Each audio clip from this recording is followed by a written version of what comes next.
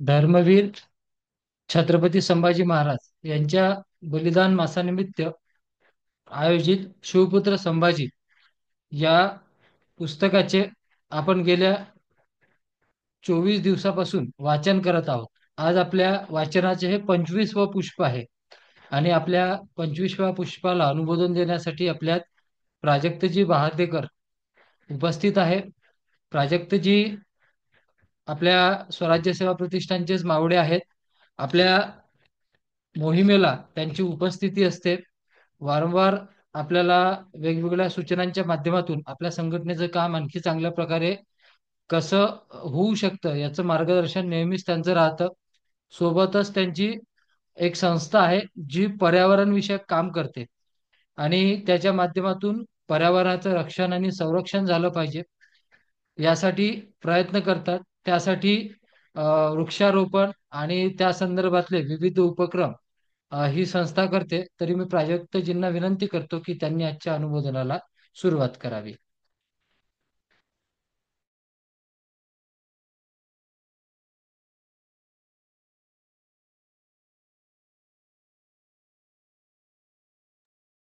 आवाज येतोय? आवाज येतोय का?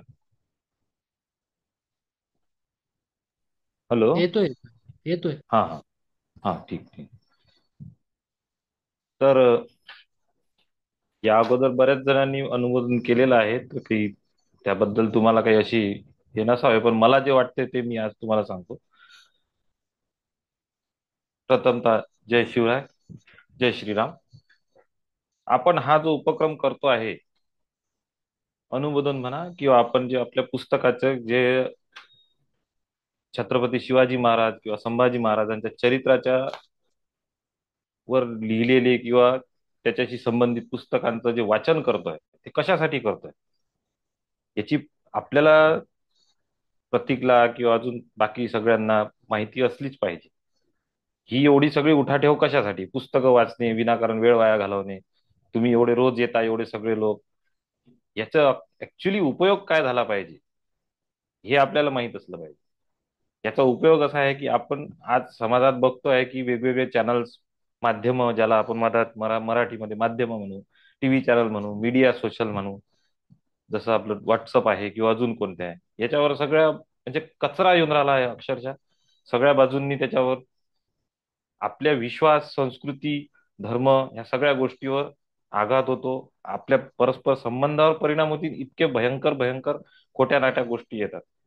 याच्यावर उपाय काय आहे की आपण स्वतः सजग राहिलं पाहिजे, आपली बुद्धी आपण जागृत ठेवली पाहिजे, आपली माहिती वाढवली पाहिजे, जेणेकरून आपल्याला या आपल्या अशा छत्रपती शिवाजी महाराज किंवा मराठाशाही किंवा हिंदू पतपातशाही किंवा मराठा साम्राज्य, सुराज्य साम्राज्य जे आपलं आहे, छत्रपती शिवाजी महाराज याच्याबद्दल जे काही खोट्या नाट्या गोष्टी येतात, त्याच्यावर आपल्यालाही समोरच्या व्यक्तीकडून येणाऱ्या माहिती याची आपल्याला शहानिशा करता आली पाहिजे. त्याच्यासाठी आपली बुद्धी तेवढी तीक्ष्ण असली पाहिजे. आणि तीक्ष्ण कशी होईल? तर त्याच्यासाठी आपलं वाचन आणि इतिहासाचा अभ्यास हा चांगला असला पाहिजे. जसं आता आपल्या टीव्ही चॅनल्सवर आपल्याला आता सध्या टीव्ही पिक्चर सुरू आहे छत्रपती संभाजी महाराजांबद्दल, छावा आहे. तर नुसतं छावा म्हणजे संभाजी महाराजांची तेवढीच ओळख आहे काय? अशा अनेक गोष्टी आहेत ज्यात संभाजी महाराज स्वतः स्वतंत्र अस्तित्व होतं. शिवाजी महाराजांचे पुत्र होतेच, याच्याबद्दल वादच नाही. आपणही आहे, आपण सगळे मावळे आपण शिवाजी महाराजांचे पुत्रच समजतो, आपण वंशच समजतो आपण शिवाजी महाराजांचे, संभाजी महाराजांचे. पण ते का होते? काही लोक त्यांच्याबद्दल काही गोष्टी सांगतात, समाजात खोट्या नाट्या गोष्टी पसरवतात, त्यांच्यात अवगुण होते. अवगुण नसलेला माणूस नसतो का हो? हे सगळेच काय सर्व गुण संपन्न असतात ते? असतील अवगुण, संभाजी महाराजातही असते, आपल्याला माहित नाही, पुरावे नाही आहे त्याचे. नाही म्हणायचे आमच्यासाठी देव आहे ते, आम्हाला नाही मानायचे त्यांच्या विरुद्धचे पुरावे, पण त्यांच्या बाजूनी जे पुरावे आहेत ते तर आपल्याला मानावे लागतील. असं सहज थोडी म्हटलंय त्यांना धर्मवीर. धर्मवीर आपण नाही म्हटलंय, आपल्या जुन्या लोकांनी म्हटलंय, ज्यांना धर्माच्या बद्दल आपल्यापेक्षा जास्त जाण होती. आपण तर कधीतरी चुकून मंदिरात जातो, मंदिरं निर्माण करतील, सध्या त्यांचे मंदिरं करावे लागतील असे लोक आहेत. मोठे मोठे आपल्या संतांनी त्यांचं वर्णन केलं आहे धर्मवीर म्हणून, किंवा आपल्या शिवाजी महाराजांचं धर्मरक्षक म्हणून. ह्या सगळ्या गोष्टीच्या टीव्ही चॅनल्स मधून, याच्या त्याच्यामधून, विविध माध्यमांमधून आपल्या समोर ज्या मांडल्या जातात, त्याच्यासाठी आपण सुज्ञ व्हायला पाहिजे, समजदार व्हायला पाहिजे. म्हणून हा सगळा प्रपंच आहे. हा प्रपंच कंटिन्यू चालू राहिला पाहिजे. माझं सुद्धा असं मत आहे. मी कधी कधी अब्सेंट असतो, कधी कधी जॉईन होतो, पण हे चालू राहिलं पाहिजे. याच्यासाठी मी आज हा मुद्दा म्हणजे महत्वाचा मी त्याकरिता सांगितला. आपल्या अपूर्ण माहितीमुळे बऱ्याचशा समज गैरसमज होतात. आपण उदाहरणार्थ एक छोटं म्हणजे तसं जुनं उदाहरण आहे, पण ते आत्ता आत्ता इतक्यात उलगडलं गेलं. संशोधन झालं, लोकांचा समज होता तो चूक ठरवला गेला. आता एक उदाहरण आहे आपल्या महाभारताच्या युद्धाचं. महाभारताचं युद्ध 18 दिवस लढल्या गेलं म्हणते. पण त्याच्या जेव्हा आपल्या शास्त्रात तारखा दिलेल्या आहेत त्या 35 दिवसाच्या आहे. चंद्राचे ग्रहण सांगितले आहे, तारीख सांगितली आहे, महिना सांगितला आहे, वार सांगितले, सगळं ते 35 दिवस आहे आणि युद्ध 18 दिवसाचं होतं. याच्याबद्दल काही हेच नव्हते होत. आतापर्यंत काहीतरी अंधारात चालत होतं. काय आतापर्यंत काही अंधारातच चालत होतं. याच्यावर आता काही गेल्या 5-10 वर्षात संशोधन झालं आणि त्याच्यात मग शोध लागला की हे 18 दिवसाचं युद्ध होतं. पण एक दिवस युद्ध, एक दिवस आराम, एक दिवस युद्ध, तर धर्मयुद्ध होतं ना. त्याच्यात सगळ्या कायदे नियम अतिशय मानवीय पद्धतीचे होते. हे आता शोध लागला मग आपल्या लक्षात आलं. मग याचा अर्थ असा नाही की आतापर्यंत आपण आपल्या पुराणाला चूक समजत होतो. ही अशी परिस्थिती असते, आपल्या समोर संपूर्ण सत्य, संपूर्ण तथ्य आले नसते, म्हणून काही गोष्टी आपण चुका समजतो. आता तुकाराम महाराजांच्या बद्दल पण असं करू. तुकाराम महाराजांनी धर्माचं पुनर्संस्थापन केलं. त्यांना म्हणते की धर्मविरोधी होते. त्यांना सनातन धर्मात, हिंदू धर्मात आस्था नव्हती. त्याच्या धर्मासाठी आपले लोक मेले लेखाचे, जीवाचे.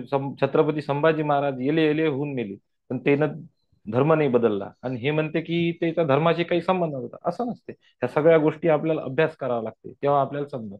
आता एक प्रकार आता आपल्या इथं विशेषतः विदर्भात आणि दक्षिण विदर्भात समजा चालू आहे, किंवा दक्षिण भारतातच समजा चालू आहे, विशेषतः आदिवासी भागात. एक रावण आणि रावण हा एक प्रकार आहे. आपल्या इथे आदिवासी लोकांत सुद्धा आता एक समज करणं चालू आहे की रावण हा आमचा राजा होता, तर आम्ही रावण दहन करणार नाही. आता हे कसं होते की रावण तुमचा राजा होता, तुमच्यासाठी चांगला होता, पण आमच्यासाठी वाईट होता, अशा गोष्टी करते, हे ते करते लोक. मग नंतर माझ्या कधी तरी एका याच्यात लक्षात आलं, बऱ्याचशा याच्यानंतर, की रावण हा राजा चांगलाच होता आणि आपण जो म्हणतो रावण हा दशानन रावण, तो राजा वाईटच होता, कारण त्याने दुसऱ्याच्या पत्नीवर लक्ष घातलं, हे ते अशा सगळ्या गोष्टी ज्या आहेत त्याच्या विरोधात जाणाऱ्या आहे, तो वाईटच होता. पण मग हा रावण काय, तो रावण काय, तर हा स्पष्ट स्पष्ट दुसरा रावण आहे. हा रावण आदिवासी राजा होता आणि बळीराजासारखा अतिशय चांगला राजा होता. तो आदिवासी राजा होता. तो दशानन रावण आणि हा आदिवासी रावण हा वेगळा वेगळा आहे. पण आजच्या समाजात त्या लोकांना काय, आदिवासी लोकांना सांगितलं जाते की हा रावण तो रावण एकच आहे, आणि हा तुमच्या रामानं आमच्या राजाला मारलं म्हणून आम्ही तुमच्या रामाला मानत नाही, असं चालू आहे. याच्यासाठी आपल्याला थोडासा अभ्यास करावा लागते, थोडंसं लक्ष द्यावं लागते. जिथं जो भेटला त्याला तसं समजून सांगावं लागते. छोट्या छोट्या गोष्टी असतात. आता अजून त्याच्यासोबत कवी कलश. आता मला एक सांगा, जी व्यक्ती छत्रपती संभाजी महाराजाच्या सोबत त्या औरंगजेबानं मारून टाकली, त्यांचे सुद्धा तेच हाल केले जे छत्रपती संभाजी महाराजांचे केले, तो माणूस छत्रपती संभाजी महाराजांचाच गद्दार असेल काय? कशी लॉजिक लावतात? ज्या माणसाच्या अंतःकरणातून शिवाजी महाराजच्या बद्दल हे निघते की तो इंद्र काय असन असा माझा राजा आहे, इंद्र जिमी जंबपर, असं त्यांच्या त्या कवितेचं पहिलं वाक्य म्हणजे इंद्र दस्तूर खुद्द इंद्र ज्याच्या मांडीवर बसते असा माझा इतका संपन्न समृद्ध माझा हा राजा आहे. इंद्र सगळ्यात समृद्ध राजा असा विश्वातला असतो, तोही माझ्या राजाच्या मांडीवर बसतो, इतका माझा राजा समृद्ध आहे असं म्हणतात. त्या माणसाच्या अंतकरणातून असा जो शब्दप्रयोग निर्माण होते, त्या माणसाची शिवाजी महाराजाच्या बद्दल अशी कशी आस्था असत, आणि तो असं काम करणार आहे का? याच्या आपल्या छोट्या छोट्या कल्पना, असा आपला मेंदू असा होऊच कसा शकते की आपण अशा लोकांनी, ज्यांनी आपल्या आयुष्य, पूर्ण आयुष्यच नाही तर परिवार सुद्धा बर्बाद करून टाकले अशा आपल्या राष्ट्रधर्मासाठी, त्या लोकांवर आपण अशी शंका घेऊ शकतो कसं? त्यांचं मागचं पुढचं बघत नाही आपण, कारण आपला अभ्यासच नाही, ना वाचन आहे, ना आपण चर्चा करत चार लोक ऐकून. ते आता नवीन एक प्रकरण आलं, एकादशी आणि रोजा सारखाच आहे. कसं असणार आहे? एकादशीचा काय आयुर्वेदाशी संबंध आहे, रोजाचा कुठं कायच्या कोणत्या टेक्नॉलॉजीशी संबंध, काही हेल्थशी संबंध नाही. तो रोजाचा संबंध आहे पूर्ण शुद्ध युद्धाशी.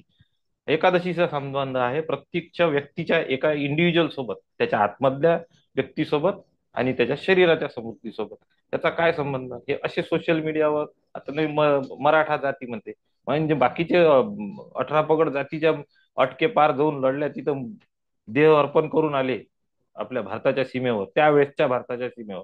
ते मूर्ख होते का मग मराठाच्या नावाखाली मराठाचा झेंडा खाली गेले? हे म्हणजे हे नवीन नवीन नाही आहे, तर काही जुनी आहे, काही नवीन आहे, आणि याच्यात नवीन नवीन रोज रोज भर पडत राहते. छोट्या छोट्या गोष्टी आपण अशा लक्षात ठेवल्या पाहिजे, की आपण मग जर मराठा ते मराठा होते, तर मग बाकीचे कोण मूर्ख होते काय? तेही मराठाच होते. ब्राह्मण जे केले तेही मराठाच होते, पेशवे जे गेले तेही मराठाच होते, इतर जे होते सगळे तेही मराठाच होते. आणि ते गर्व आहे त्यांना, त्यांना असलंही पाहिजे गर्व की मी मराठा आहे म्हणून. हे नवीन प्रकरण आपल्यापर्यंत नाही येऊ द्यायचं. ते तुमचं तुम्ही पाहत बसा सगळं काय आहे. इतके म्हणजे हे करतात. आता एक सध्या एक इतिहासात खूप मोठी घटना आहे, सध्या ती चालू आहे, युक्रेन आणि रशियाचं युद्ध म्हणते. आता छत्रपती संभाजी महाराजांनी हे युक्रेनचे, आता एवढे मोठे मोठे देश आहे, या मोठ्या देशापेक्षा त्यावेळेसची परिस्थिती बघितली तर औरंगजेब कितीतरी शक्तिमान होता. त्यावेळेसच्या जगातल्या सर्वात शक्तिमान लोक सत्तेपैकी सर्वात मोठी सत्ता होती अं, मोगलाई. मोगलाई अशी अशी फिरवली संभाजी महाराजनं, इतके वर्ष झुलवलं औरंगजेबाला. ते गंमत आहे काय? कशासाठी? ते इंडिव्हिज्युअल व्यक्तीसाठी नाही, कसं शक्य आहे ते? त्यांचा तो प्रेरणाच तशी होती. एक व्यक्तीची प्रेरणा नव्हती, ते ते विचाराची प्रेरणा होती. ती विचाराची प्रेरणा आपण शिवाजी महाराजची समजतो. आणि एक ते छत्रपती संभाजी महाराजच होते, त्याच्यासोबत सगळे मावळे होते. समस्त मावळे हे स्वतः शिवाजी महाराजचे वंशज समजते, जसं आपण समजतो. ही सगळ्यांची मिळून होती ते. शिवाजी महाराजांची जी विचाराची होती, तशीच ती संभाजी महाराजांच्या पण विचाराची लढाई होती. त्याच्यानंतर संभाजी महाराज कितीही काही लोकांनी हे केले, संभाजी महाराज आज आपण पुस्तक जे वाचून राहिलो, ह्या पुस्तकात दाखले दिलेले आहे वेगवेगळ्या विविध. त्यांनी जे दाखले दिले आहेत त्याच्यावरून असं लक्षात येते आपल्या, काही दाखले आपल्याला घ्यायचे असतात, काही दाखले आपल्याला अर्धे पुर्धे घ्यायचे असतात. आता शत्रूनं लिहिलेले दाखले आपण पूर्णच्या पूर्ण घेणार आहोत काय? मुघलाईत एखादा कोणी लिहिणारा असते तो औरंगजेबाचा किंवा एखाद्या औरंगजेबाच्या प्याद्याचा चमचा, तो संभाजी महाराज बद्दल चांगलं लिहिणार आहे काय? कुठून कशी बक्षिसी मिळेल याच्यासाठी लिहिणार का? शक्यता आहे का त्याची चांगलं लिहिण्याची? कदाचित नाही आहे. पण काही गोष्टी अशाही असते की आम्ही एवढे लोक मारले, तेवढे लोक मारले, 1000 लोक मारले, 100 तर मारले असतील म्हणून 1000 लिहून राहिलं ना. काही तर त्याच्यात तथ्य असं असं म्हणून आपल्याला इतिहास घ्यायचा असतो. त्या पुस्तकात बऱ्यापैकी एकदम रूढ इतिहासाच्या जवळपासच आहे, जास्त हे नाही केलं आहे. चांगलं पुस्तक आहे. आता त्या याच्यात इतके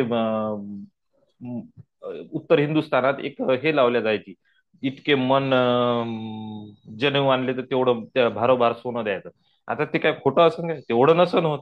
समजा तुम्ही एवढे आणले तर त्याच्यात 10% मिळेल, पण ते आहे ना कुठंतरी त्याच्यात एक 10% सत्य आहे. तर ते सत्य आपलं आपण मान्य करायलाच पाहिजे, केलंच पाहिजे. कारण त्याच्यात त्यांच्या बाजूने लिहिलेली सुद्धा तीच गोष्ट आहे ना, की त्यांनी त्या गोष्टीसाठी लोक मारले.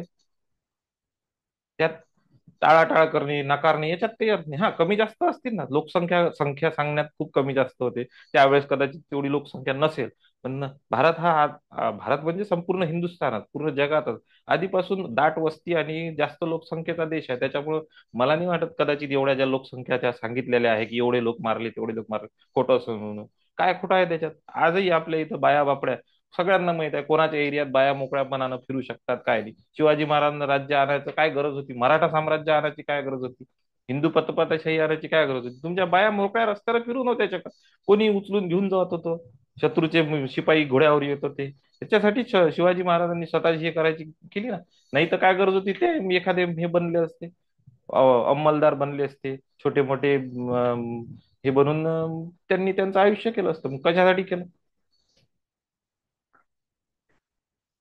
शिवाजी महाराजांची बद्दलही आपल्या आता हे एवढं सगळं झालं आहे, तर शिवाजी महाराजांची काय बघ काय असते, शिवाजी महाराज म्हणजे कोण असतात, कसे असतात, काय काय म्हटलं जाते, आपण त्यांचे जे वेगवेगळ्या स्तुती केल्या हे केल्या त्याच्यातूनच आपल्याला कळते ना शिवाजी महाराज कोण होते, कसे होते. तर त्यांचे शिवाजी महाराजांचे पुत्रही तसेच असतील. असे कसे तुम्ही मानू शकता की शिवाजी महाराजांचा मुलगा त्यांच्या विरोधात असेल, विरुद्ध विचाराचा असेल? 4 दिवस दोन मित्र सोबत राहिले तर त्यांचे विचार एकमेकाचे काही ना काही गुण लागते, काय ते म्हणही आहे मराठीत. हा तर दस्तूर खुद्द शिवाजी महाराजच्या ट्रेनिंग मध्ये तयार झालेला पोरगा होता. काही तर गुण असतील त्याच्यात, इतका म्हणजे राष्ट्रद्रोही धर्मद्रोही असन किंवा कोणत्या व्यसनाच्या आहारी गेला, हे गेला, हे पटवू नाही शकत माझ्यासारखा इतका शक्तिमान माणूस जो एवढ्या त्याला पूर्ण फौजची फौज लागत होती, हत्तीच्या साखळदंडात बांधायला लागत, तो व्यसनी असू शकते? कसं असू शकते? आजच्या जगात तुम्ही करून बघा. थोडेसे चार व्यसन, एखाद व्यसन असलेल्या पोराला तुम्ही दोन चापटा मारा, त्याची ताकद समजते. काही लॉजिक नाही आहे त्याच्यात की एवढा मोठा संभाजी महाराज सारखा माणूस ज्याला साखळदंडा माणूस व्यसनाधीन होता, मला नाही वाटत. आणि व्यसनाधीन म्हणजे काय असते? सगळे काही म्हणजे त्याच्या आहारी जाणे म्हणजे व्यसनाधीन असते. त्याचा संभाजी महाराज स्वतः सामान्य ते सामान्य शिपायापासून तर सर्वात मोठ्या सरदार सगळ्यांसोबत सारख्या यांनी वागत होते. संभाजी महाराजच नाही, शिवाजी महाराज सुद्धा. संपूर्ण मराठेशाहीचाच तो गुण आहे. आणि तोच गुण आजच्या मिलिटरीने सुद्धा घेतला आहे. आजच्या मिलिटरीचे सुद्धा अधिकारी सगळ्या याच्यासोबत येत राहतात, आणि याची स्तुती दुसऱ्या देशाचे सैनिक सुद्धा करतात की तुमची भारताची मिलिटरी चे ऑफिसर खूप चांगले राहतात. कुठून आणलं? आज आज आज भारताची मिलिटरी सुद्धा म्हणते की हे आम्ही छत्रपती शिवाजी महाराजच्या याच्यापासून बॉरो केलेला आहे. ते म्हणतात आम्ही शिवाजी महाराज पासून शिकलो. पूर्ण जगातली शिवाजी महाराजची टेक्नॉलॉजी शिकतात. कशी वागणं बोलणं कसं होतं, तंत्रज्ञान कसं विकसित करण्याची हे कशी होती. शिवाजी महाराजांना अष्टावधानी म्हणतात. का म्हणतात? कारण शिवाजी महाराजांचं व्यक्तिमत्व पूर्ण सगळ्या बाजूंनी विचार करण्याचं आणि सगळ्या बाजूंनी आचरण करण्याचं होतं. शिवाजी महाराजांनी नुसती पायदळ घोडदळ असंच नाही बनवलं, त्यांनी आरमार बनवलं. हे आरमाराचं जे आज नाव आहे, आज आपल्या आजच्या मिलिटरीने सुद्धा शिवाजी महाराजांचं आयडेंटिफिकेशन केलं. त्यांच्या चिन्हात आपली राजमुद्रा टाकली आहे शिवाजी महाराजांची, त्यांनी चिन्ह घेतलंय बॅकग्राऊंड मध्ये. कारण काय आहे की ते शिवाजी महाराजांच्या डिसेंडंट समजतात. आजची नेव्ही शिवाजी महाराजांच्या आरमाराचं डिसेंडंट समजतात. इतकी त्यांची दृष्टी व्यापक होती त्यावेळेस. जसं आज सागरमाला प्रोजेक्ट सुरू आहे भारताचा, पूर्ण चीन आणि रशिया चीन आणि अमेरिकेच्या जे आपल्या समुद्रात घुसखोरी आहे त्याच्यासाठी जे हे केलं जातं, सागरमाला प्रोजेक्ट सुरू आहे भारताचा, आता संपतच आला समजा. खूप मजबूत रचना केली. तशी शिवाजी महाराजांनी रचना केली होती ना, फक्त आपल्या राज्यापुरती केली होती. पूर्णपणे पश्चिमेचा जो किनारपट्टी होती त्याच्यावर वर्चस्व होतं. नुसती चौकशी किंवा अशी नजर नव्हती, वर्चस्व होतं. इतकं वर्चस्व होतं की इंग्रज शिवाजी महाराजांच्या आरमाराची भीती वागत होते, दबून राहत होते. इतकं होतं की ते साम्राज्य आपलं असं हे सगळं शिवाजी महाराजांचं राज्य त्याच्यानंतरही त्यांची त्याच्या वाटी जायला हिंमत नव्हती होत. इतकी जबरदस्त रचना केली होती शिवाजी महाराजांच्या आरमाराची. त्या व्यतिरिक्त शिवाजी महाराजांनी जसं याच्यात संशोधन केले, शस्त्रास्त्रात संशोधन केले. उखळी तोफांची त्यावेळेस त्यांना आवश्यकता नव्हती, पण त्यांनी ते हे करून दिलं की आपल्याला तशा तोफा लागतील. मोठ्या तोफाची आपल्याला गरज नाही, मुघलाईच्या सोबत आपली सध्या लढाई नाही. सुरुवातीला त्यांनी बिना तोफांचीच लढाई केली. कारण तसे मुवमेंट, स्पीडी मुवमेंट जी होती, जी शहाजी राजांची शिकवलेली हे होती. शहाजी राजांचं देणगी आहे, जगाला देणगी आहे. हाराकिरीची लढाई जी म्हणतो आजच्या भाषेत, ज्याला गोरीला वार म्हणतात, ते तर शिवाजी महाराजांच्या नावानं आहे. पण जी हाराकिरीची लढाई आहे, ज्याला आजच्या भाषेत स्पेशल फोर्सेस म्हणतात, ती शहाजीराजांची देणगी आहे. शहाजीराजांची खासियत होती की कमीत कमी सैन्यात जास्तीत जास्त मोठ्या सैन्याचा पराभव करणे, खासियत होती त्यांची. आज त्याला स्पेशल फोर्सेस म्हणतात. जे एका काठानं कापत निघते तर शेवटी पूर्ण आरपार निघून जाते, असे लोक होते. आणि एकही व्यक्ती न दगावता शिवाजी महाराजांची ती अशी स्पेशल फोर्सेस सुद्धा शिवाजी महाराजांच्या सैन्यात होत्या. त्याच्यात त्याला वेळ पडली की हारागिरीची लढाई म्हणायची. हारागिरीची म्हणजे मारू, मरू नाही, बस मारू. कितीही मोठं सैन्य असलं त्याच्यात, 10,000 लोकांचं सैन्य असलं त्याच्यातून 100 लोक आरपार निघून जात, अशी कापाकापी करायची. मग समोरचे त्यांची ते अकरा विकरा रूप मग बघून वेगवेगळ्या आपल्या भाषेत वेगवेगळ्या विशेषण लागलेले आहेत आपल्या याच्यात मराठ्यांना. त्यावेळेस त्यांच्या तंत्रज्ञान संशोधन याच्या त्याच्यावर शिवाजी महाराजांनी जसा भर दिला तसा संभाजी महाराजांनी पण. पण संभाजी महाराजांची परिस्थिती शिवाजी महाराजांपेक्षा थोडीशी जास्त बिकट होती. संभाजी महाराजांच्या वेळेस इतक्या चारी बाजूंनी संकट आली हे ते, पण तरी त्या गोष्टीत काही त्यांनी असं दुर्लक्ष नाही केलं. झालं, होऊ शकते, कारण सगळीकडे लढाई चालू, हे ते, इकडे धावपळ तिकडे, इतकं शक्य नसते. सगळ्याच गोष्टी की सगळ्या आपल्या बाजूने होतात असंही नसते. पण त्या परिस्थितीतही संभाजी महाराजांनी जी कार्य केलं ते दुसऱ्या कोणाला शक्य नव्हतं. कदाचित ते त्या कामाकरिताच या पृथ्वीवर आले असतील असा माझा समज आहे, दस्तूर खुद्द शिवाजी महाराजांच्या पोटी. आणि संभाजी महाराजांनी जे रस्ता दाखवून दिला त्या रस्त्यावर नंतर मराठ्यांनी संपूर्ण मोगलाईची धानाधान केली आणि मोगलाईचं नाव मिटवलं. तो रस्ता संभाजी महाराजांनी दाखवला. असं शिवाजी महाराजांचं आहेच, त्याच्याबद्दल काही वादच नाही. पण आपल्या ज्या सीमा ओलांडण्याचं धाडस संभाजी महाराजांनी दाखवलं, त्या धाडसावरून जो मराठी निघाले तर ते अटकेच्या पारच जाऊन थांबले, त्याच्या पहिले थांबलेच नाही. त्यांनी आपल्या गुण हे ते सगळं मोजकं हातचं राखून मला कामच नाही. संभाजी महाराज बेधडक आणि धुमधडाक आजच्या भाषेत. तसेच बाकीच्या धर्माच्या दृष्टीनं जर बघायचं झालं तर धर्मवीर का म्हणतात संभाजी महाराज? संभाजी महाराजांनी जसं शिवाजी महाराजांनी घरवापसी सारखे उपक्रम केले, त्यांचे सगळ्यांना माहितच आहे. तसं संभाजी महाराज हे स्वतः धर्माभिमानी होते, शिवभक्त होते, हे सगळ्यांना माहित असलेल्या गोष्टी आहेत. पण संभाजी महाराज हे अतिशय विद्वान, म्हणजे शास्त्राच्या दृष्टीनं सुद्धा विद्वान होते. त्यांना संस्कृत, फारसी आणि इतर अनेकही भारतीय भाषासोबतच थोड्या बहुत आपल्या परदेशी भाषा ज्यावेळी आपल्याशी एक्सपोजर झाले होते, पोर्तुगीज आणि इंग्रज किंवा फ्रेंच यांच्यासारख्या थोडे कम्युनिकेशन मध्ये चांगलं त्यांचं हे होतं. असे संपूर्ण व्यक्तिमत्व असलेले छत्रपती संभाजी महाराज कसे काय लोकांना अशी शंका कुशंका येऊ शकते? इतका विद्वान मनुष्य यांचा आपण आदर्श घेतला जावे. तो असा घेतला पाहिजे की जसे मारुती हनुमानजी यांचं व्यक्तिमत्व एक संपूर्ण व्यक्तिमत्व आहे, कम्प्लीट सर्वज्ञ आहे, सगळ्या गोष्टीचं ज्ञान आहे त्यांना. तसे संभाजी महाराज होते. त्यांना सुद्धा खूप चांगल्या प्रकारचं शिवाजी महाराजांनी ट्रेनिंग दिलं होतं, अतिशय दर्जाचं. शिवाजी महाराजांना सगळ्या ट्रेनिंग नाही मिळाल्या, त्यांच्याबरोबर तशी उसंत नव्हती, वेळ नव्हता, परिस्थितीच नव्हती. पण संभाजी महाराजांसाठी त्यांनी तशा सगळ्या पद्धतीची योजना केली होती. संभाजी महाराजांना शत्रूच्या एरियात राहावं लागलं किंवा ठेवलं असं म्हणा तुम्ही हवं. इथं काशीला राहून त्यांनी इतकं, आणि त्या मग इतक्या छोट्या वेळात त्या माणसाची किती कुवत म्हणावं की इतक्या थोड्या काळासाठी ते काशीला राहिले. पण त्या काळात त्यांनी संस्कृताचं इतकं हे केलं की ते पांडित्य मिळवलं त्यांनी. जो कवी कलश होता तो कवी कलशही पंडित होता. पंडित म्हणजे गंमत नाही आहे, आजही पंडित व्हायसाठी खूप म्हणजे क्षमता खूप लागते. क्वालिटी जरी नसती तरी क्षमता खूप असते. त्यावेळेस पंडित होणं म्हणजे किती मोठी गोष्ट आहे. एक क्षत्रिय धर्माचं पालन करणाऱ्या व्यक्तीसाठी पंडित्याची पदवी मिळवणं म्हणजे गमतीची गोष्ट नाही. म्हणजे किती विद्वान असतील संभाजी महाराज.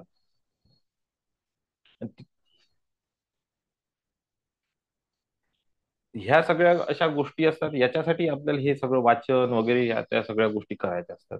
आणि याच्यातून आपल्याला आपल्या इन्फॉर्मेशन, माहिती, बुद्धीची आपली कुवत अशी वाढली तर आपण जो आपल्या समाजात आपल्या धर्माच्या बद्दल, संस्कृतीच्या बद्दल जो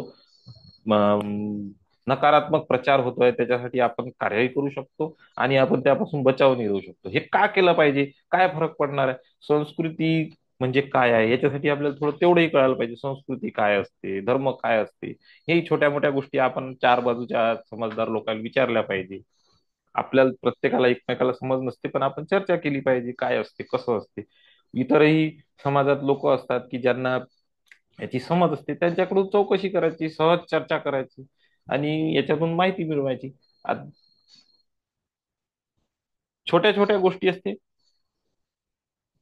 आणि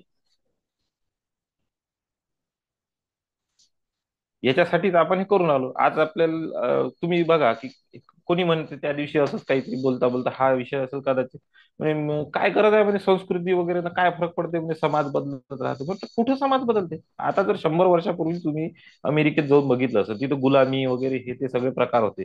त्यावेळेस तिथे इंग्रज म्हणजे आता ते सगळे युरोपियन गोरेच आपल्यासाठी इंग्रजच समजा.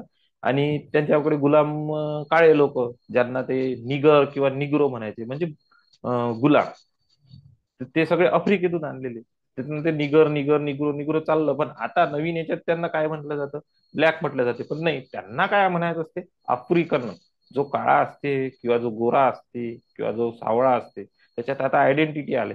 आणि काय आल्या कारण हा मानवाचा स्थायी भाव आहे. तुम्ही कोण आहे, कुठले आहे, कसे आहे. आफ्रिकन अमेरिकन म्हणतात ते, इंडियन अमेरिकन म्हणतात. तुमचं मूळ सांगते ते, मी कोण, मी भारतीय आहे. भारतातला कुठचा, मी महाराष्ट्रीय आहे, मी गुजराती आहे, मी तमिळ आहे, असं सांगितलं. कारण काय, तुमचा जीन असते, तो तुमच्या रक्तात असते, तुमची संस्कृती. ती संस्कृती तुमचा चांगलेपणा वाईटपणा हे सगळं दर्शवते. आणि त्याच्यातून ह्या समाजाची उत्पत्ती. संस्कृती केव्हा असते, जेव्हा ती सर्व समाजाच्या उपयोगाची आणि सर्व समावेशक आणि मानव जातीला ह्या पृथ्वीच्या उद्धारासाठी काम करत, अवनतीसाठी जे होईल त्याला संस्कृती ती म्हणू शकत नाही. त्याला आपण जे काही म्हणू ते जनावरी पद्धत किंवा अजून काही म्हणू. ह्या संस्कृतीच्या साठी जे लोक काम करून राहिले किंवा ज्यांनी काम केलं, याच्यासाठी तुम्हाला हे समजायसाठी आपल्याला हे वाचन, हे चर्चासत्र वगैरे हे चालले पाहिजे, केले पाहिजे. व्यक्तिगत याच्यात व्यक्तिगत लेवलवरही केले पाहिजे आणि आपल्या स्वराज्य संस्थेच्या माध्यमातून तर केले पाहिजे. त्याच्याबद्दल मी त्यांचं अभिनंदन करतो आणि धन्यवाद करतो. जय शंभू, जय शिवराय, जय श्रीराम. धन्यवाद सर. अगदी सर्वसामान्य शब्दात, सर्वसामान्य बुद्धीला पटेल अशा शब्दात आपण आपला धर्म, छत्रपती संभाजीराजे आणि छत्रपती शिवाजी महाराज यांनी केलेल्या कर्तृत्वाचा, कार्याचा आढावा, सोबतच महाराजांवर वर झालेले विविध जे टीकात्मक प्रयोग आहे, जे अजूनही चालत आहे त्यांच्या चरित्राच्या बाबतीत, यावरही एका सर्वसामान्य व्यक्तीच्या विचारानुसार हे कसे फोल ठरतात, हे अगदी सहज आणि थोडक्या शब्दात तुम्ही सांगितले. त्याबद्दल खरंच खूप खूप आपले आभार. यानंतर वाचन सत्राची लिंक आपल्या ग्रुपवर टाकलेली आहे. सर्वांनी ती लवकर लवकर जॉईन करून आपण आपल्या पुढच्या वाचनाकडे प्रारंभ करूया. जय शिवराय.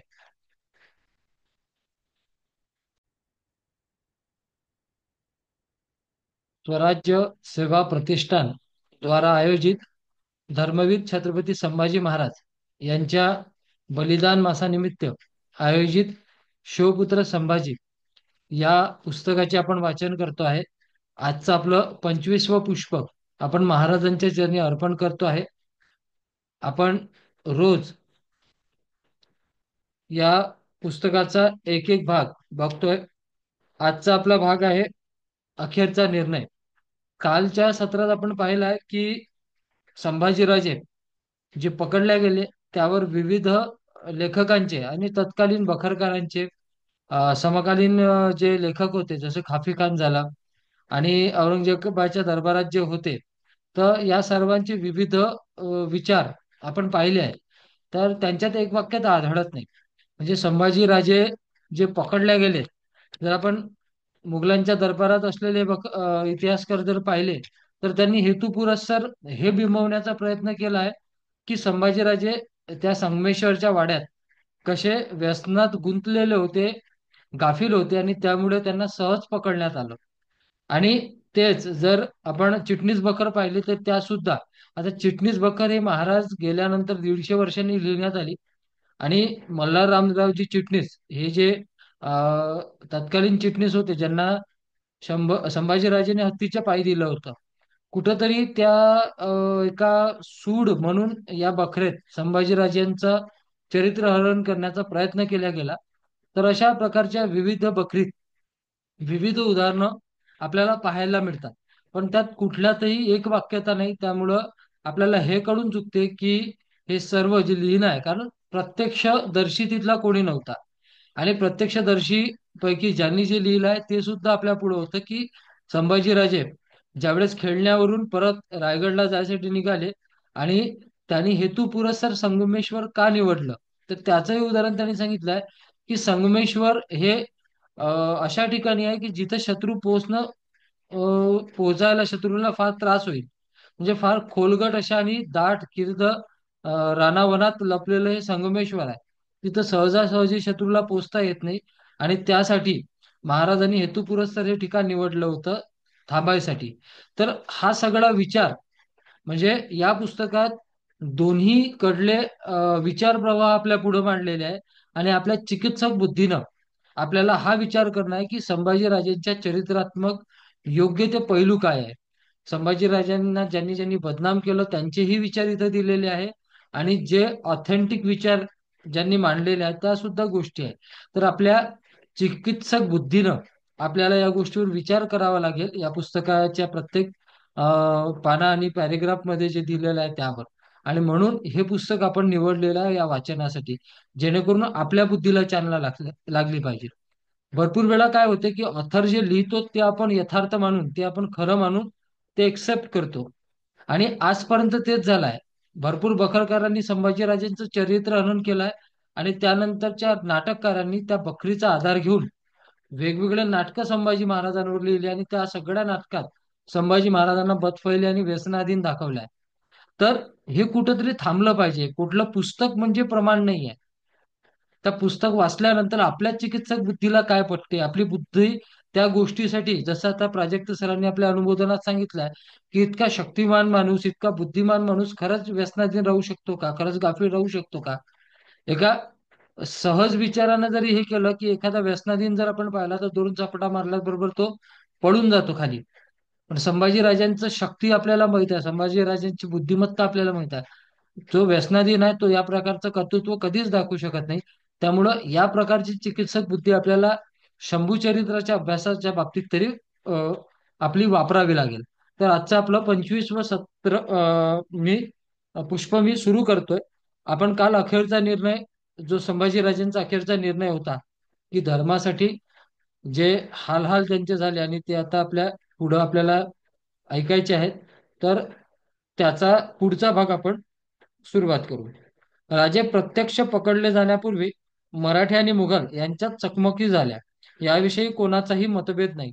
मतभेद आहेत ते मराठ्यांच्या व मुघलांच्या सैन्य शक्त्याविषयी. या चकमकीच्या वेळी महालोजी घोरपडे संभाजी राजांच्या मदतीस धावून गेले.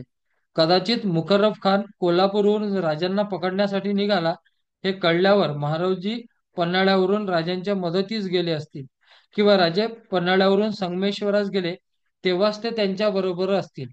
मुघल व मराठ्यांची ती चकमक उडाली, त्यात हे दुसरे सरनोबत स्वामींसाठी धारातीर्थी पडले. घोरपडे वंशावळीत या चकमकी संबंधी खालील मजकूर आढळतो.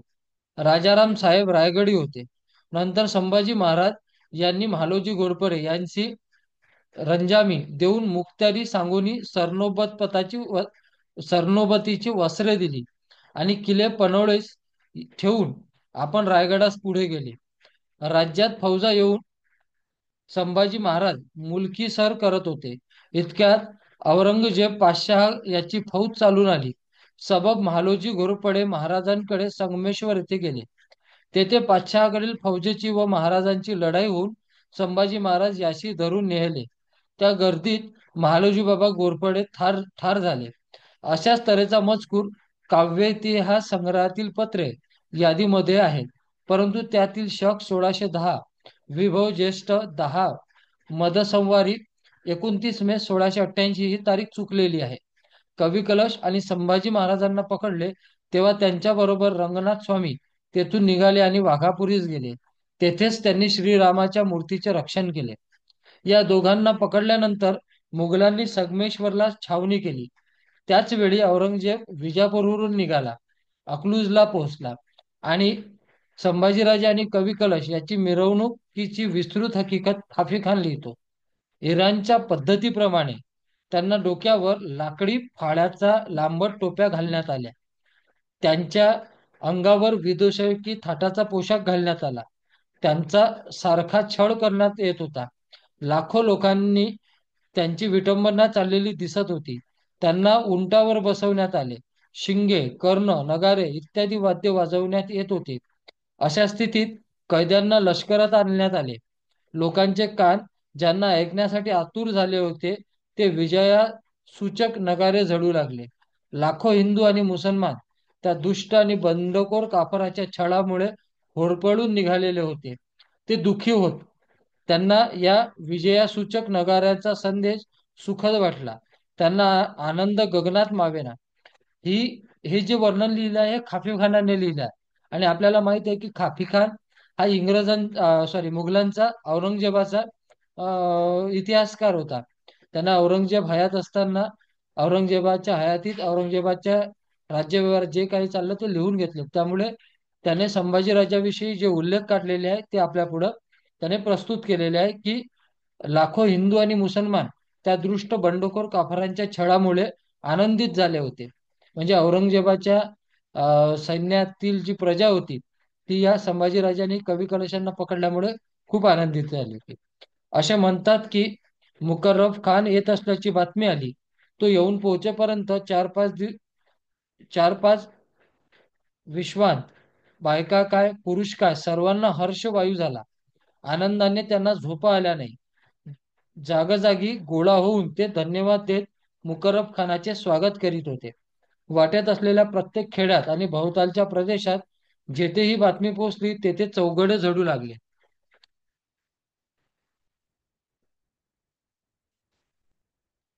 जिकडून तिकडून म्हणून कैद्यांना नेण्यात आले ती सर्व जागा स्त्री पुरुषांनी भरून जात. मुकर्रब खानचे हर्ष भराने स्वागत करण्यात येईल. काही दिवस तर रात्री शबे बारात सण आणि दिवसा ईद सण अशी लोकांची स्थिती झाली होती. त्यानंतरची हकीकत साकी मुस्तेद खान यांनी दिलेली आहे. तिचा सारांश असा: बादशाहने सरदार आणि हमीदुल्ला खान यास आज्ञा केली की तुम्ही मुकर्रब खानास सामोरे जावे आणि संभाजी राजाला बेड्या घालून आणावे. मुकर्रब खान युक्ती प्रयुक्तीने मराठ्यांच्या मुलखातून बाहेर पडला. आलमगीर बादशाह भाग्याने संभाजीराजांच्या सहाय्यकापैकी आणि पाठीराख्यांपैकी कोणताही त्याच्यासाठी काही धडपड करू शकला नाही. जेव्हा बादशाही सैन्याने अकलूजहून कूच करून बहादूरगड येथे 15/2/1989 साली छावणी केली तेव्हा कैद्यांना लष्करात आणण्यात आले. बादशहाने आज्ञा केली की संभाजीराजाला लष्करापासून 2 कोसावर तख्ता कुलहा इराणमध्ये गुन्हेगाराच्या अंगावर घालीत तसा पोशाख आणि विदूषकासारखी उंच लाकडी टोपी चढवावे.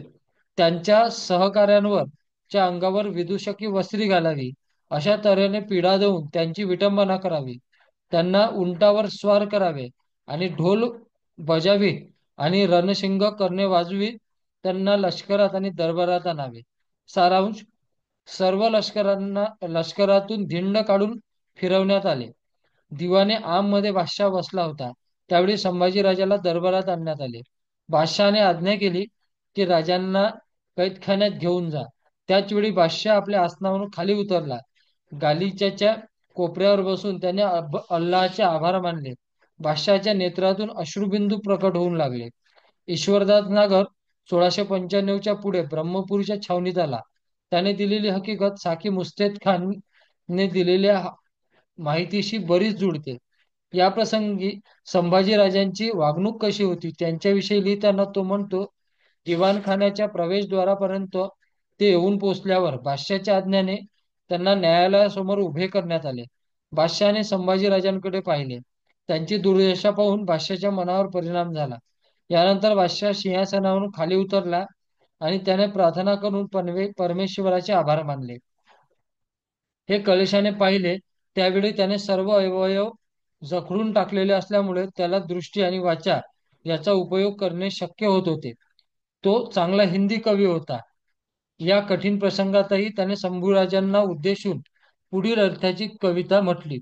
असे खापिकादाने नमूद केले आहे: हे राजन, तुला पाहून तुला ताजीम देण्यासाठी आलमगीर बादशाहही आपल्या आसनावरून खाली उतरला आहे.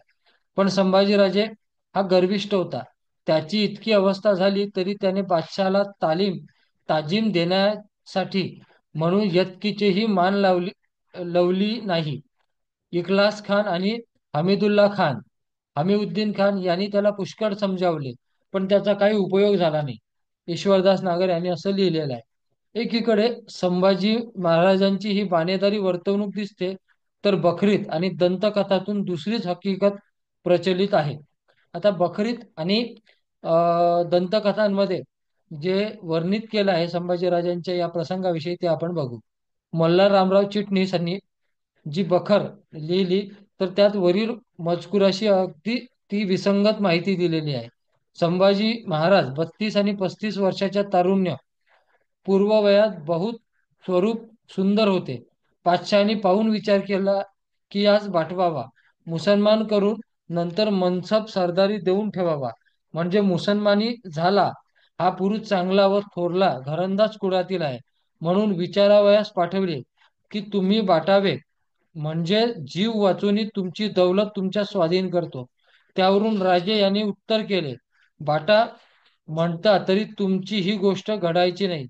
ज्या अर्थी कैदेत आलो तेव्हा वाचणे ते काय, तुमचे विचारास येईल ते करावे, तथापि तुमची बेटी द्यावी म्हणजे बागतो, असे उत्तर सांगून पाठवले. त्यावर बादशहात कोप आला आणि सर्व वजीर अमीर यांस विचारले की यास काय करावे. तेव्हा सर्वांनी सल्ला दिली, हा असमहक आहे, बेदोष व उद्दाम आहे, याचा शिरच्छेद करावा.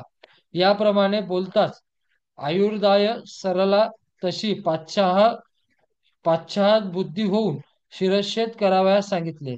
तेव्हा तत्काळ आणून तुळापुरावरील शके 1610 विभवनाम संवत्सर मारिले.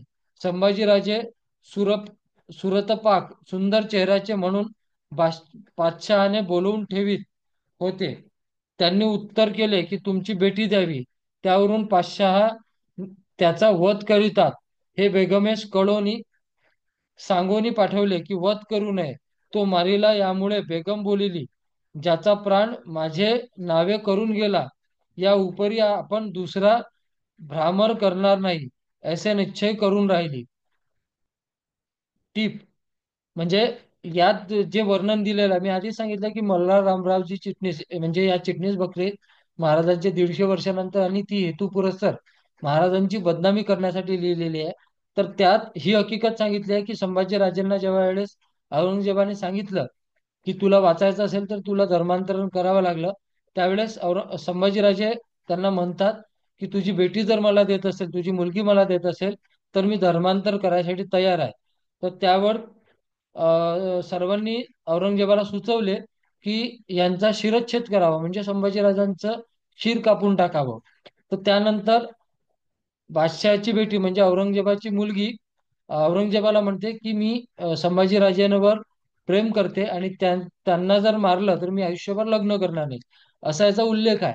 त्याच्या खाली लेखकाने टीप दिलेली आहे. ती टीप थोडी महत्वाची आहे, कारण या गोष्टीचं खंडन या टिपेमध्ये दिलेलं आहे आणि ते पूर्ण म्हणजे संदर्भासहित दिलेलं आहे. तर ते आपण बघू.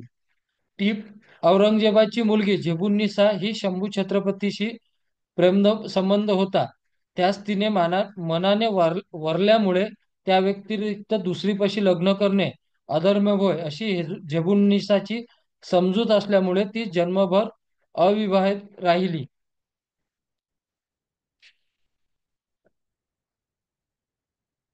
या प्रकारची कल्पोकल्पित माहिती यात दिलेली आहे, तर त्यात कुठलाही आधार नाही. शंभू छत्रपतीचा मुलगा शाहू यास तिने वात्सल्याप्रमाणे सांभाळले, इतकेच नव्हे तर शाहूच्या सुटकेसाठी तीच कारणीभूत झाली वगैरे हकीकत सर्व बखरीमधून शालोपयोगी म्हणजे शाळेतील पुस्तकातून सुद्धा आढळते.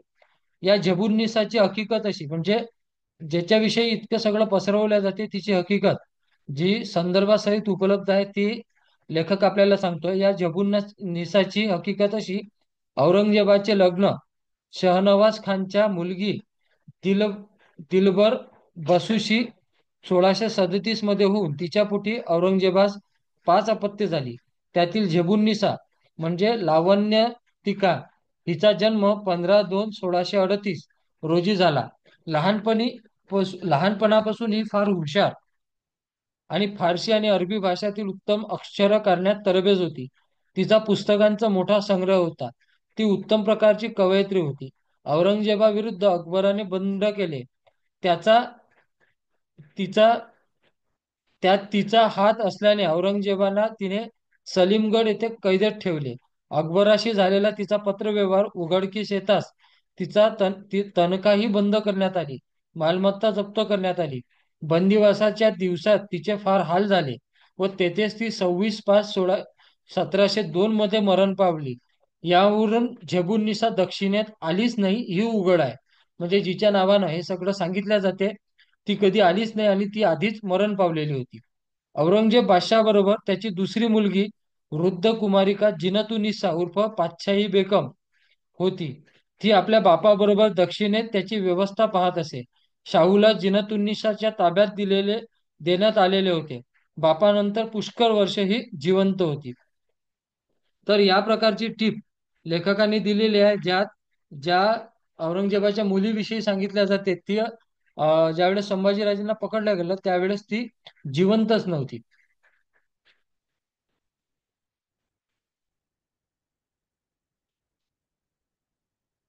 पंतप्रतिनिधीच्या बकरीत सुद्धा हे पाठवणी आणि कन्येचे प्रकरण दिलेले आहे.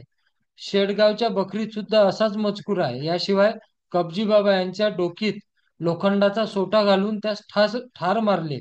संभा संभाजी महाराज प्रधान समावेश तुळापुरात नेले. औरंगजेब संभाजीस बोलवून नेले.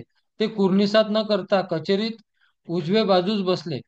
16/1 1619 ला गोव्याच्या व्हॉइसरायने पोर्तुगालला पत्र लिहिले की मुघल बादशहाने संभाजीराजाला पकडून त्याचा वध केल्यानंतर तो त्याचे राज्य जिंकण्याच्या मार्गास लागला आहे. संभाजीराजाला ठार मारल्याच्या हकीकतीत पर्शियन आणि मराठी लेखकात एक वाक्यता दिसत नाही. हा दुर्दैवी प्रसंग मुघलांच्या छावणीत घडल्याने पर्शियन लेखकांबरोबरच या हकीकतासाठी जास्त अवलंबून राहावे लागते. आर्म आणि मनुची यांनीही यासंबंधी विशेष माहिती दिलेली नाही. संभाजी महाराजांच्या अखेरच्या दिवसात संबंधी बखरीत अनेक दंतकथा दिलेल्या आहेत. औरंगजेबाने संभाजीराजांना धर्मांतर करावयास सांगितले आणि राजाची जेबुन्निसा बेगम या औरंगजेबाच्या मुलीची मागणी केली. या गोष्टी खोट्या असून त्यांना काही आधार नाही. साखे मुस्तेद खान आणि ईश्वरदास नागर या दोघांनी संभाजीराजांना मारण्यापूर्वी काय घडले ते लिहून ठेवले आहे. मुस्तेद खान म्हणतो, त्याच रात्री 15/2/1689 संभाजीराजांचे डोळे काढण्यात आले. दुसऱ्या दिवशी कवी कलशाची दुष्ट जीभ उपडण्यात आली. संभाजी रा, अ, संभाजीराजांनी मुसलमानांना मारले होते, त्यांना बंधनात टाकले होते आणि त्यांना विविध प्रकारचे पीडित केले होते. त्याने इस्लामी राज्यातील नगरे गारद केली होती. त्याला जिवंत ठेवण्याऐवजी त्याला नाहीसा करणे बरे असे बादशाहचे मत झाले. धर्मशास्त्रज्ञांची संभाजीराजांच्या वधाचा फतवा दिला. त्याबरोबर उमरावांनीही हाच सल्ला दिला. त्यास अनुसरून संभाजी राजांचा वध करणे आवश्यक आहे असे ठरविण्यात आले. बादशाही सैन्य 3/3/1689 रोजी कोरेगाव उर्फ फैते फतेयाबाद येथे आले. 11 मार्च 1689 रोजी संभाजीराजे आणि कवी कलश यांना तलवारीच्या योगे ठार मारण्यात आले. ईश्वरदास नागर याने औरंगजेब व संभाजी महाराज यांच्यात रहुल्ला खान यांच्या मध्यस्थीने काय संवाद झाला तो नमूद केलेला आहे. ईश्वरदास म्हणतो, यानंतर 2 दिवसांनी बादशाने रहुल्ला खान यास खालीलप्रमाणे आज्ञा केली. तुम्ही जाऊन संभाजीपाशी चौकशी करावी की तुझे खजिने, जडजवाहीर आणि इतर संपत्ती कुठे आहे. तसे बादशाही सरदारापैकी कोण कोण तुझ्यापाशी पत्रव्यवहार ठेवून संबंधित आहे. पण माणसांची जीविताची आशा सुटली की तो मनात येईल तसे बडबड सुटतो. संभाजी हा गर्विष्ठ होता. त्याने बादशहासंबंधी घाणेरडे शब्द उच्चारले आणि त्यांची निंदा नालस्ती केली. त्याने जे काही म्हटले ते जसेच्या तसे रहुल्ला खानने बादशाहास सांगितले. पण ते बोलणे अशा प्रकारचे होते की त्याने बादशहाला इशारा दिला. यावर बादशहाने आज्ञा केली, संभाजीराजेंच्या डोळ्यात सळई फिरवून त्याला नवीन दृष्टी द्यावी. डोळे डोळे काढल्यानंतरही संभाजी कसा स्वाभिमानाने वागला यासंबंधी ईश्वरदास लिहितो. संभाजीराजांचे डोळे काढण्यात आले, पण संभाजी गर्विष्ठ आणि स्वाभिमानी होता. त्याने त्या दिवसापासून जेवणखाण सोडले. त्याचा त्याच्या पहारेकऱ्यांनी त्याला अन्न सेवन करण्यास पुष्कळ सांगितले, पण त्याचा उपयोग झाला नाही. त्याला काही दिवस उपवास घडले. शेवटी ही बातमी बादशाला कळविण्यात आली. संभाजीराजांचे दिवस भरले होते. बादशहाच्या आज्ञेने त्याला वधस्थानाकडे नेण्यात आले. तेथे त्याच्या शरीराचे तुकडे तुकडे करण्यात आले होते. अशा अमानुष रीतीने मराठ्यांचा राजा व एका शूर पुरुषाच्या दुर्दैवी शेवट झाला. औरंगजेबाने सिकंदर आदिलशहा विजापूर आणि अबुल हसन गोवळकोंडा याची राज्ये जिंकली. त्यांना पकडले आणि कैदेत टाकले, पण ठार मारले नाही. मग संभाजी राजांनाच औरंगजेबाने ठार का मारले असावे? शिवाजी महाराज आग्र्यावरून औरंगजेबाच्या कचाट्यातून सुटले तेव्हापासून धुमसत असलेला सूड बापाला नाही तर तुला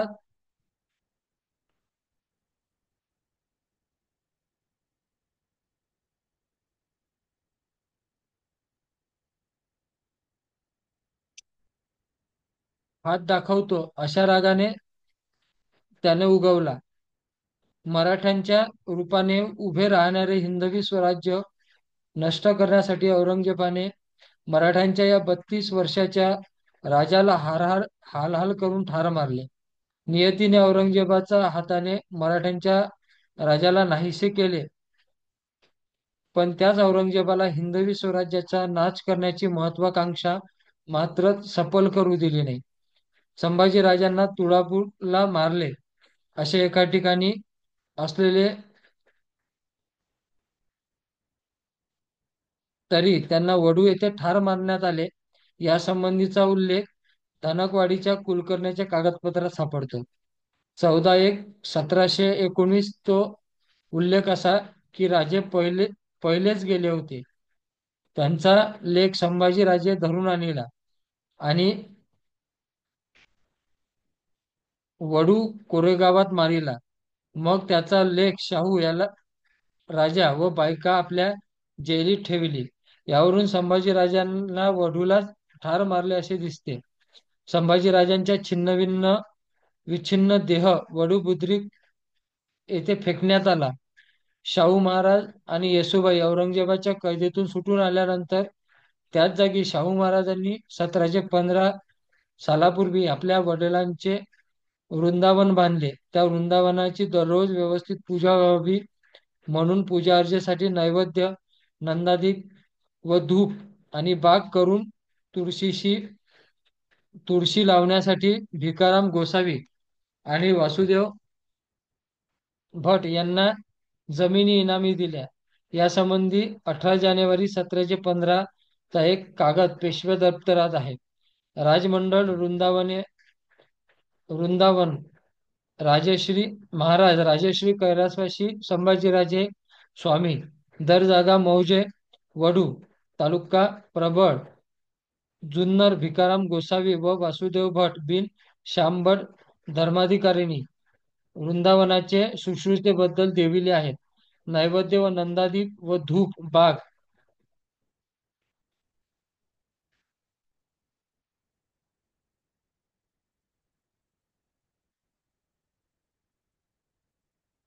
करावयास व तुलसी लावण्यास व अन्नक्षेत्राबद्दल इनाम जमिनी 22 मोहरम सन हशम मौजे मजकुरापैकी इनाम जमीन तरतुजी 45 बागाईत अशी दिलेली आहे.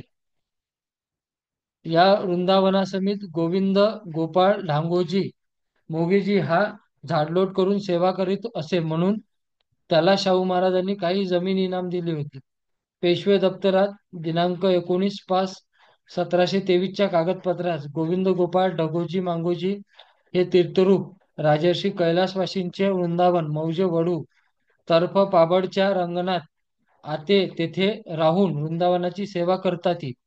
याच निमित्त स्वामी यांनी कृपाळू होऊन मौजे वडू तर्फ प्रबळ येथे खालसा पड जमिनीपैकी अव्वल दुम समिती जमीन इनाम म्हणून कबूल केली आहे.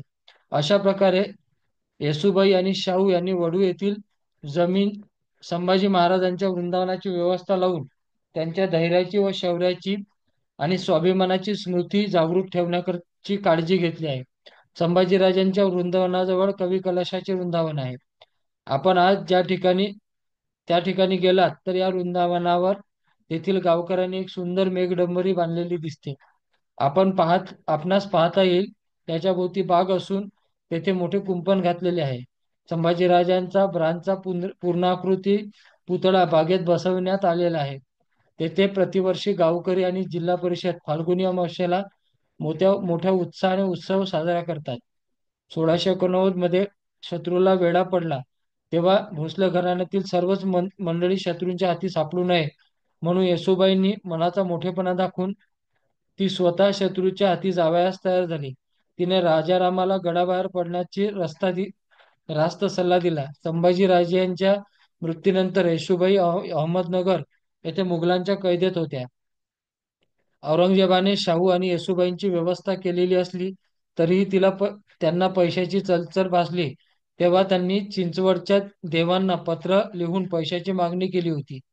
तिच्या कैदेतील एक शिक्का उपलब्ध आहे त्यांचा कैदेतील एक शिक्का उपलब्ध आहे.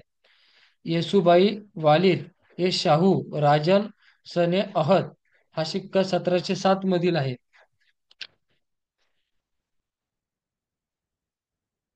येसूबाईंच्या आयुष्याच्या उत्तरार्ध शत्रूच्या कैदेत गेला. तिने त्यां- त्यांनी तिच्यावर असलेल्या संकटांना धैर्याने तोंड दिले. त्यांनी भोसले घराण्यातील सुनेला शोभेल अशी शेवटपर्यंत वर्तणूक ठेवली. संभाजीराजांच्या सहवास असताना राजांनी त्यांना सर्व प्रकारचे सहकार्य दिले. संभाजीराजांच्या अखेर मृत्यूला सामोरे जाताना जे धीरादित्य वर्तन त्यांनी केले त्याचे धैर्य तिने रायगड सोडताना दाखविले. संभाजी महाराज आणि येसूबाई ही पती पत्नीची जोडी आपल्या धीराने कर्तृत्वाने अगदी कणखरपणाने मराठ्यांच्या म्हणजे भारताच्या इतिहासात अजरामर झालेली आहे. आजच्या या पुष्पाचे वाचन आपण इथेच पूर्ण करतोय. उद्या पुढल्या पुष्पाच्या वाचनासाठी सर्वांनी दिलेल्या वेळात उपस्थित राहावे. जय शिवराय.